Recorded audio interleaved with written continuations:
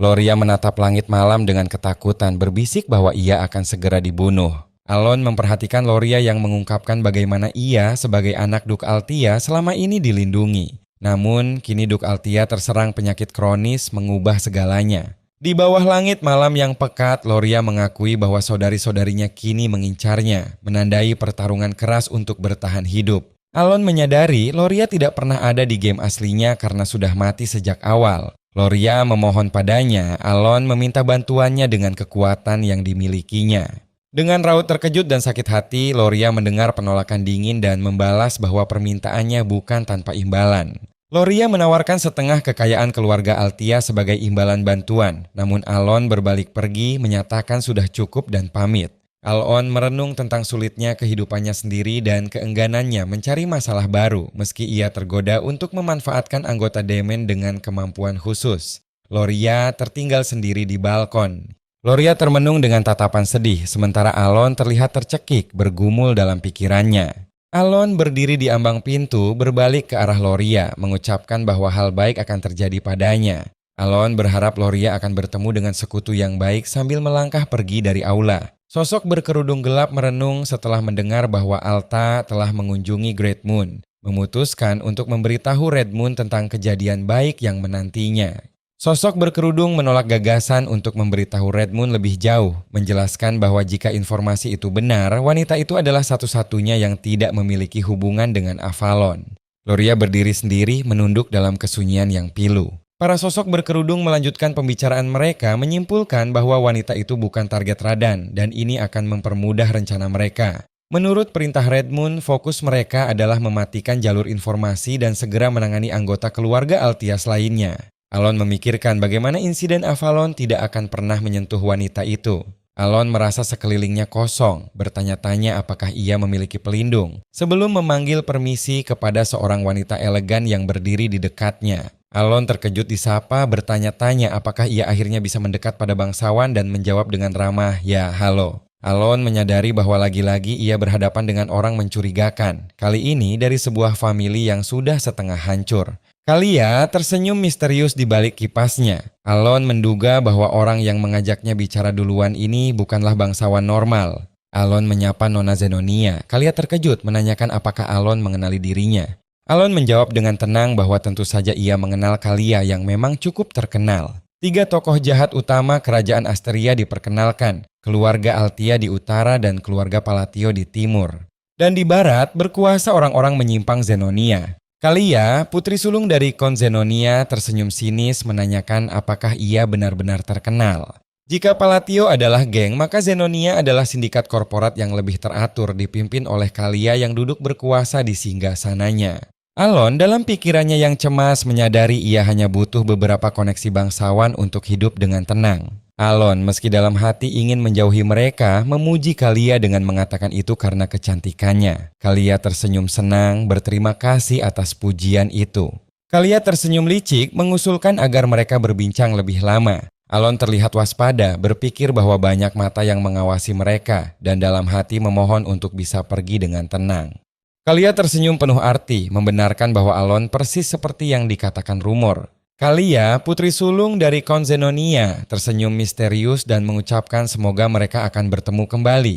Alon terkejut bertanya apa maksud perkataan itu. Alon merenung di tengah keramaian, bertanya-tanya mengapa Kalia mengucapkan kalimat perpisahan seperti itu kepadanya. 2 sosok berkerudung gelap dari kelompok Deus melaporkan bahwa informasi mengenai insiden Avalon telah berhasil mereka tahan, namun kini ada hal baru yang harus dikhawatirkan. Salah satu sosok berkerudung berkata bahwa pria itu tak pernah berhenti mengawasi Alon, dan Alon sendiri dalam hati menyadari ada pengikut yang mengintai. Para sosok berkerudung memutuskan untuk mengawasi pengikut itu dan akan mengeliminasi jika perlu, karena belum ada perintah langsung dari Red Moon.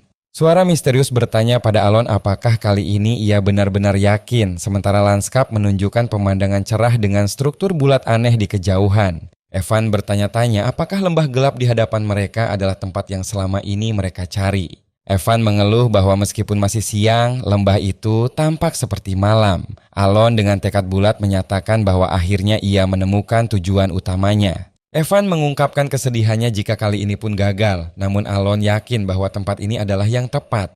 Alon teringat betapa mudahnya tempat ini ditemukan di dalam game. Alon mengungkapkan alasan sebenarnya ia menyamar dan datang jauh-jauh adalah karena Labyrinth of Whispers yang ada di selatan. Untuk mendapatkan artefak berharga, Alon harus memecahkan teka-teki yang ada di 8 ruangan labirin. Alon tersenyum penuh percaya diri, menyatakan ia masih ingat seluruh walkthrough labirin itu. Kini saatnya menikmati grinding level seperti biasa. Alon dan Evan berjalan menyusuri lorong labirin yang diterangi cahaya samar dari ukiran kuno di dinding. Alon terpukau melihat pintu masuk labirin secara langsung, merasa aneh meskipun ia sudah muak dengan tempat ini di dalam game. Rasanya begitu berbeda sekarang.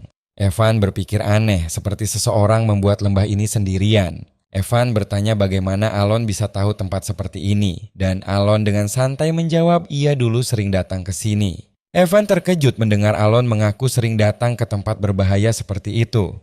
Alon tertawa kecil, mengaku hanya bercanda dan memiliki caranya sendiri lalu mengajak Evan untuk maju. Evan mengeluh agar Alon tidak bercanda dengan wajah seperti itu.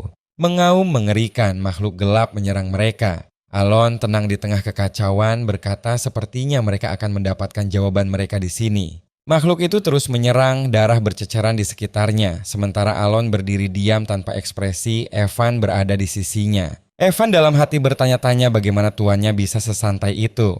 Bahkan di situasi genting ini, Alon tetap tenang. Evan masih berusaha memahami tuannya. Evan merenung tentang berbagai misi altruistik Alon selama 4 tahun, masih tidak bisa memahami tuannya yang misterius itu. Makhluk lain meraung saat Evan bertanya-tanya bagaimana Alon mengetahui tempat ini, padahal Alon tak pernah keluar rumah. Alon menyatakan tebakannya benar, pintu tak akan terbuka sebelum makhluk itu selesai. Evan berpikir, meskipun tuannya misterius, mengikutinya selalu membawa keberuntungan di akhirnya. Alon menunjuk, mengatakan pintunya bergerak, sebuah pintu rahasia mulai terbuka di hadapan mereka. Evan mengeluh, bertanya-tanya apa lagi yang Alon rencanakan. Ia merasa nyaris muntah sebelum pintu akhirnya terbuka. Alon terlihat sedikit tertekan, berpikir bahwa sebagian hal memang brutal dan lehernya nyaris terkilir karena mencoba untuk tidak melihatnya. Evan berseru gembira, menyatakan akhirnya semua selesai. Sebuah ruangan harta karun gemerlap terpampang di hadapan mereka. Alon dan Evan berdiri di ambang pintu, menatap kagum pada ruangan yang dipenuhi emas, permata, dan artefak berharga yang tak terhitung jumlahnya. Alon menunjuk pada cincin hitam di tangan artefak, menyerukan untuk segera mengambilnya dan kembali. Evan mempertanyakan apakah cincin biasa itu adalah tujuan mereka, tapi Alon menyatakan itu terlalu besar dan mereka harus mengabaikan harta lain demi menghindari masalah, kebesaran ya. Dengan cincin hitam tersemat di jarinya, Alon menyatakan akhirnya aku mendapatkan constraint. Alon menenangkan Evan, jangan khawatir, tidak akan ada hal berbahaya dalam perjalanan kita kembali. Evan menjawab, baik. Alon dengan sombong mengakui bahwa pengetahuan walkthrough membuat segalanya menjadi mudah, namun Evan memanggilnya dengan cemas, tuanku. Evan kemudian mengungkapkan sebuah rahasia mengejutkan. Apa Anda tahu mengenai ini? Bahwa sebenarnya bebatuan di lembah ini adalah golem. Sekumpulan golem raksasa dengan tombak terhunus bangkit dari bebatuan, mengkonfirmasi peringatan Evan. Alon menghunus pedangnya, mengakui tentu saja ada musuh yang tiba-tiba muncul. Ia berpikir, seharusnya ada suatu cara untuk mengeluarkan tuan muda dari sini. Dengan tatapan tajam, Alon menyatakan, kali ini biar aku saja. Evan terkejut bertanya, apa? Cincin hitam di jari Alon mulai bersinar dengan aura magis yang kuat. Evan mendesak Alon, apapun yang Anda lakukan, keselamatan kita adalah prioritas utamanya saat energi magis yang mengerikan mengelilingi Alon. Evan tampak khawatir berpikir tunggu, Magic Second Tier takkan cukup untuk... Mata Alon bersinar ungu saat energi melingkari tubuhnya, menandakan constraint dimulai. Cahaya terang menyelimuti Alon, membentuk pusaran energi yang dahsyat dan memanifestasikan wujud misterius. Di tengah kegelapan muncul cahaya berbentuk lingkaran menyatakan diri sebagai serpihan yang mewarisi keinginan Nyarlala. Alon menatap ke atas saat suara dari cahaya menuntut, sebutkan 2 batasan yang ingin Anda tetapkan. Suara. Constraint. Alon berdiri tegar menjelaskan, sesuai namanya ini adalah artefak tipe absorption yang dapat menetapkan batasan kepada penggunanya sebagai nilai tukar kekuatan yang akan mereka terima. Alon menatap cincinnya, merasakan suaranya membuatnya merasa bahwa ini adalah dunia nyata. Ia lalu mengucapkan, pertama, mata raksasa yang bercahaya memerintahkan sebutkanlah. Alon membentuk segel tangan menetapkan batasan pertama. Dalam semua spellcasting, Hand Seals of Babylonia harus wajib dimiliki. Suara gaib bertanya, kekuatan apa yang Anda inginkan dari pertukaran ini? Alon meminta kekuatan untuk memutar hukum alam sedikit lebih jauh. Permintaan itu dengan segera diberikan. Alon dengan mata terpejam melanjutkan, kedua, suara gaib kembali memerintah, sebutkanlah. Alon membentuk segel tangan kedua, menutupi mulutnya dengan ekspresi serius dan penuh tekad. Alon menyatakan batasan kedua, dalam semua spellcasting hanya Sacred Words of Babylonia yang boleh digunakan. Suara gaib bertanya lagi, dan kekuatan apa yang Anda inginkan dari pertukaran ini? Alon mengulangi keinginan yang sama seperti hukum sebelumnya. Alon terlihat lelah dan bingung bertanya-tanya, apa aku salah? Aku sudah memikirkan ikon skillnya untuk berjaga-jaga. Penjelasan muncul mengkonfirmasi bahwa memilih seal dan word sebagai batasan akan memberikan kekuatan serangan sihir terbesar. Alon merenung dengan wajah penuh kekhawatiran, berpikir bahwa ia telah menguasai semua isyarat tangan dan kalimat yang diperlukan selama bermain game, sehingga ini seharusnya berhasil. Sebuah pusaran energi dan cahaya gelap menyelimuti Alon, sementara suara misterius menyatakan diterima. Cahaya gaib berbicara, manusia yang mengingat segel dan misteri dari Dewa Agung yang telah terlupakan. Suara itu melanjutkan, kami ucapkan terima kasih kepada Anda yang telah melanjutkan keinginannya. Alon kini mengenakan jubah, terdiam dalam kegelapan, merenung tentang apa maksud dari kalimat melanjutkan keinginannya. Energi magis melingkari Alon yang kini tampak lebih kuat dan ia menyadari cincinnya telah terserap, menandakan constraint telah bekerja sepenuhnya. Suara misterius menggema, selama ini aku selalu mengawasimu, pewaris keinginan. Evan berteriak panik saat golem raksasa muncul, menyadari tuanku Magic Second Tier Takan. Golem raksasa itu meraung, menyimpulkan tidak cukup. Alon menahan rasa sakit yang hebat, darah terlihat menyembur, namun ia tetap berdiri tegar. Dengan satu sentakan tangan, Alon menghempaskan Evan ke belakang, menjauhkannya dari bahaya yang mengancam.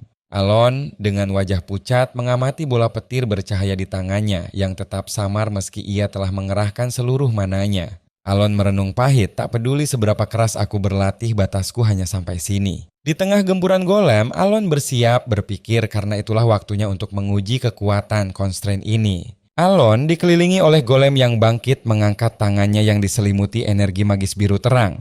Dengan tatapan tajam dan tekad baja, Alon bersiap melepaskan kekuatan constraint, bersedia membayar harga yang dimintanya.